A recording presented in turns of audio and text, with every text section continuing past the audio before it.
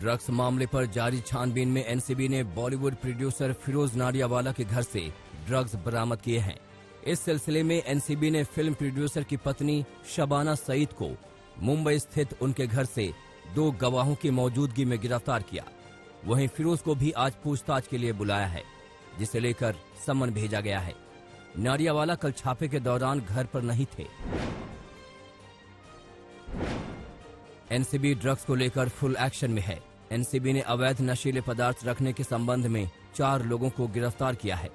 717 ग्राम गांजा, 74.1 ग्राम चरस और 95.1 ग्राम एमडी बरामद किया गया है। इसके अलावा कई सारे रुपए भी बरामद किए गए हैं।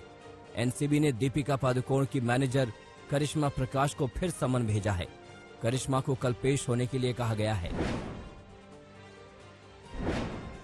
लद्दाख में भारत और चीन एलएसी पर सैनिकों को हटाने को लेकर आपसी सहमति के करीब पहुंच रहे हैं।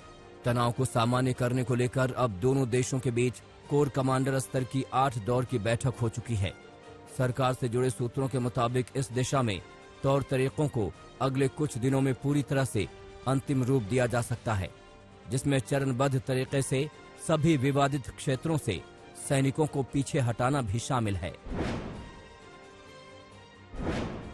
जम्मू कश्मीर में आतंकियों के खिलाफ सुरक्षा बलों का एक्शन जारी है। उत्तरी कश्मीर में कुपवाड़ा जिले के माछिल सेक्टर में एलओसी के पास चल रहे ऑपरेशन में 4 जवान शहीद हो गए। शहीद होने वालों में बीएसएफ का एक जवान भी शामिल है। सुरक्षा बल के जवानों ने एलओसी पर आतंकियों के घुसपैठ की एक कोशिश नाकाम कर दी। इसमें 2 घुसपैठिए मार गिराए गए। जम्मू कश्मीर में कल शाम करीब 7 बजे भूकंप के झटके महसूस किए गए। फिलहाल राज्य में इससे किसी तरह का नुकसान नहीं हुआ है। रिक्टर पैमाने पर भूकंप की तीव्रता 4.0 आंकी गई। इससे पहले पहलगाम में भूकंप के झटके महसूस किए गए थे, जहां रिक्टर स्केल पर इसकी तीव्रता 4.1 थी।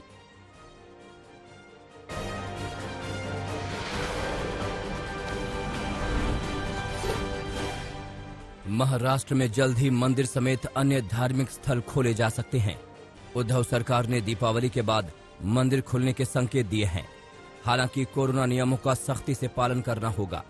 साथ ही उद्धव ठाकरे ने दीपावली के मौके पर कम से कम पटाखे जलाने की अपील की है। हालांकि महाराष्ट्र में पटाखे जलाने पर अभी किसी तरह का प्रतिबंध नहीं लगाया गया है। महाराष्ट्र के मुख्यमंत्री उद्धव ठाकरे ने एक बार फिर राज्य में कोरोना के बढ़ते मामलों पर चिंता जताई। उद्धव ने साफ किया कि अब महाराष्ट्र में कोरोना की दूसरी लहर बर्दाश्त नहीं कर सकते हैं। साथ ही उद्धव ने कहा कि दीपावली के बाद हालातों पर मंथन किया जाएगा। अगर जरूरत पड़ी तो दोबारा लॉकडाउन पर विचार कर सकते हैं। हरियाणा में दीपावली के मौके पर पटाखों पर बैन के फैसले को हटा दिया गया है। अब हरियाणा में 2 घंटे पटाखे बजाने की इजाजत होगी। वहीं पटाखों की बिक्री भी जारी रहेगी। दिवाली से पहले बढ़ते प्रदूषण को लेकर हरियाणा ने दीपावली पर पटाखों पर बैन लगाने का ऐलान किया था।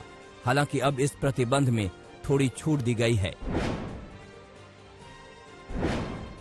दिल्ली पुलिस के लाइसेंस विभाग ने पटाखों को बेचने के लिए दिए गए अभी अस्थायी लाइसेंस निरस्त कर दिए हैं।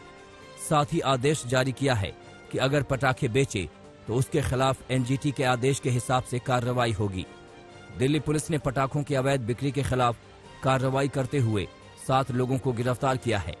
वहीं बिना लाइसेंस बेचे जा रहे 600 किलोग्राम से अधिक पटाखे जब्त किए हैं। रियाद से बेंगलुरु जाने वाली फ्लाइट की मुंबई एयरपोर्ट पर इमरजेंसी लैंडिंग कराई गई है। दरअसल हाइड्रोलिक रिसाव के बाद फ्लाइट की इमरजेंसी लैंडिंग करवाई गई। इस दौरान फ्लाइट में सवार सभी यात्री पूरी तरह से सुरक्षित रहे और किसी भी प्रकार का कोई नुकसान फिलहाल सामने नहीं आया है। वहीं लैंडिंग के वक्त मुंबई एयरपोर्ट पर कुछ देर के लिए फुल इमरजेंसी घोषित कर दी गई थी।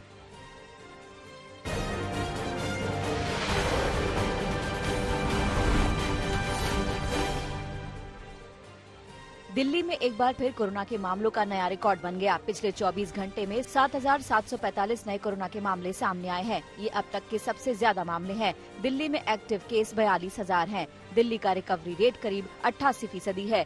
दिल्ली में कुल कोरोना केस की तादाद 4,38,000 हो चुकी है। दिल्ली में 50 लाख टेस्ट हो चुके हैं। महाराष्ट्र में भी 5000 से ज्यादा नए केस सामने आए हैं। हालांकि यहां 8000 से ज्यादा मरीज एक दिन में ठीक भी हुए हैं। राज्य में कोरोना केस की कुल तादाद 17,20,000 हो चुकी है। अब तक यहां 45,000 से ज्यादा लोग मारे जा चुके हैं। बरेली में एक बार फिर 3 तलाक का मामला सामने आया है। इस बार एक शख्स ने पर्चे पर लिखकर और फोन करके 3 तलाक दिया है। फोन पर पत्नी पति से गिड़गिड़ाती रही, लेकिन पति ने 3 बार तलाक बोल दिया। अब केस थाने में दर्ज हुआ है। इस शख्स ने शादी के 3 साल बाद पत्नी को तलाक दिया।